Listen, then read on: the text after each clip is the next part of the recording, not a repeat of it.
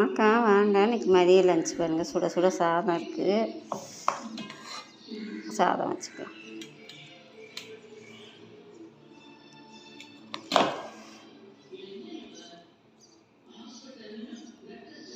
முள்ளங்கி சாம்பார் வச்சுருக்கேன். குழம்பு ஊற்றிக்கலாம். சாம்பார் ஊற்றிக்கலாம்.